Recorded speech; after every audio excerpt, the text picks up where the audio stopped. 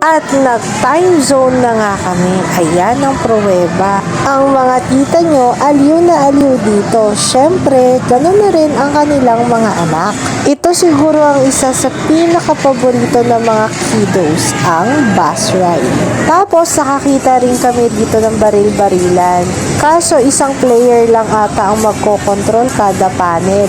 Ito naman ang sunod nilang trinay, ang pagsushoot ng bola. At halatang halata na super nag-enjoy talaga sila. Syempre, nag-enjoy na rin kami kaka-cheer sa kanila. And happy watching na rin sa inyo.